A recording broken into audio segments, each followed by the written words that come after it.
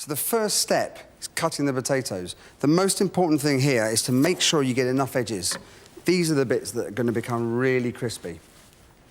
So once the potatoes have been cut, you need to wash the starch off. Leave them under running water for a couple of minutes. Now over here, I've got some potatoes that have been simmering for 20 minutes.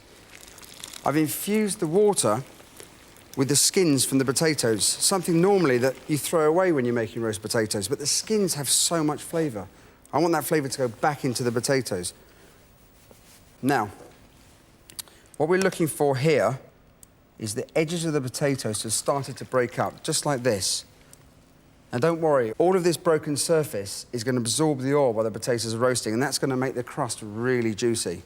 So at this point, we need to drain the potatoes. It's very important to take them as far as possible. The problem with that, if you take them literally seconds too far, you're going to end up with potato soup.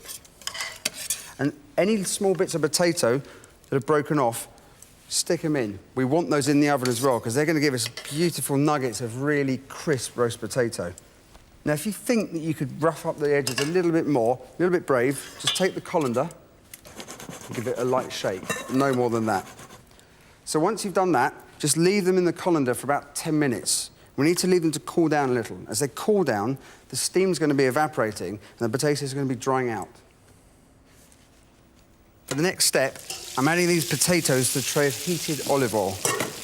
It's really important to make sure that all of the potatoes are totally covered in the hot oil. That way we're going to ensure a really good crust.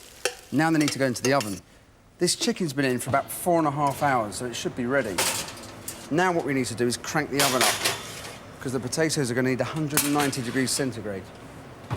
They're going to take about an hour. I've got some rosemary and garlic to add to them, but I don't want to stick it in until about 10 minutes before the end. Otherwise, we're going to destroy all the fresh rosemary flavour.